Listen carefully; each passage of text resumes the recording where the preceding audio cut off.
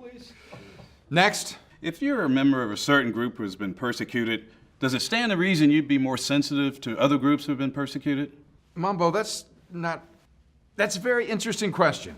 The nickname of the professional football team in the nation's capital is a racial slur.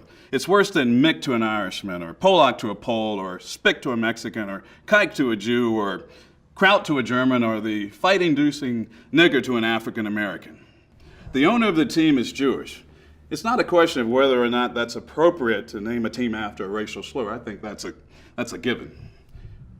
But should he be more sensitive to the plight of other people in a similar situation? Man, what do you got against Jews? He could be Armenian, Tutsi, East Timorian, Cambodian under Pol Pot, or any group that's been killed towards genocide.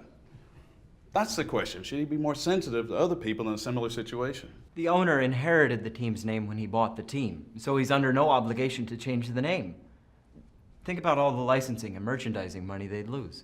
The Washington Bullets changed their name to the Wizards in order to escape the association of bullets to crime in the D.C. area.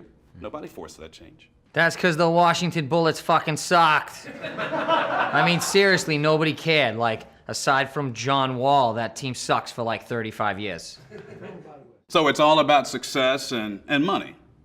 Yeah. If that's the case, then they should have changed their nickname between 1956 and 1968 before Lombardi got there and later George Allen, when they had not a one-winning season. Well, yeah, but I mean, didn't they do like a poll or a survey of Indians and found out that the whole name thing really wasn't a big deal? Look, if you target the right people and you frame the question a certain way, you can get anybody to say anything that you want to hear. Right. The nickname is because of the red clay they put on their faces before battle. What's wrong with that? What?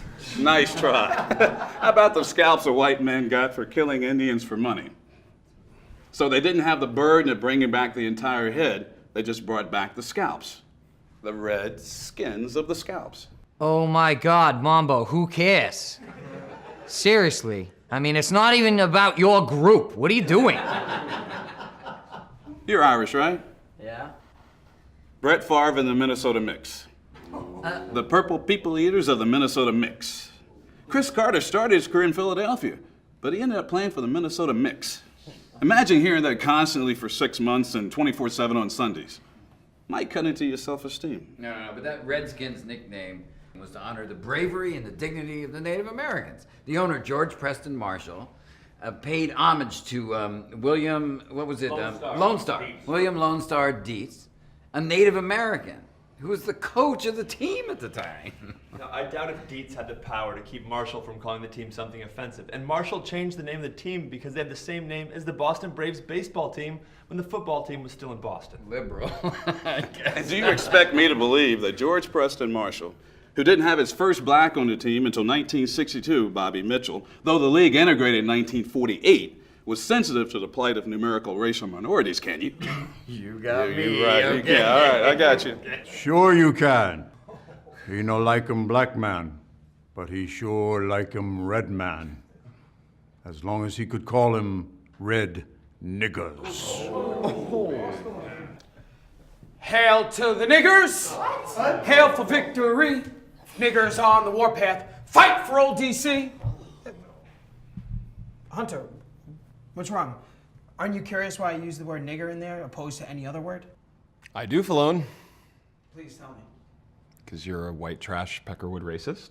I mean, you jump at any and every opportunity to say the N-word after you got that NWA decoder ring a couple of years ago in the Wheaties box. No, I don't think he's necessarily racist. Well, you would know better than I, obviously. But you need a two-syllable slur to fit into that song. Or two one-syllable slurs. Right. Well, in that case... The light bulb just went off. Here we go. Get him. Here we go, here we go. Get him. Hail to the Dagos. Hail victory. Dagos on the warpath. Fight for old DC. There you go. You created a racial slurring monster! Well, they're not quite getting it, but it's close enough. How about, Hail to the Polacks! Hail victory! Pollock's on the warpath! Fight for old DC! There's got to be more. Hail to the wetbacks! Hail victory! Wetbacks on the warpath! Fight for old DC! They always get it, man. Who didn't we racially slur right now? Hail to the... Gooks and Kooks. Hail victory! Gooks and Kooks on the warpath! Fight for old DC! That's kind of hard to say. Gordon, hail to the... Chinks and zips. Hail victory!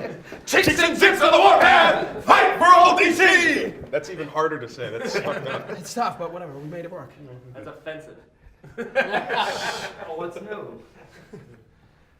What about you? I know you got something. Hail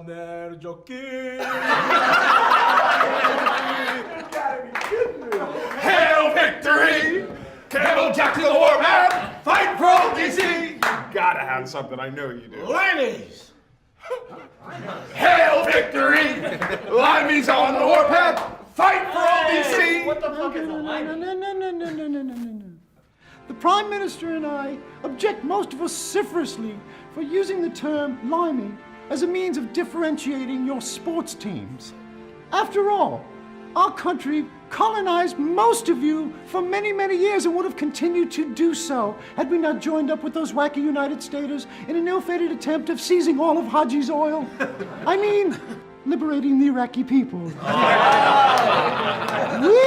shall not do any fighting for old DC. We tried that. Didn't get south of Baltimore, where some off-key lawyer wrote your national anthem. And that would be Francis Scott Key. I knew you were a queen. Hail to the queen!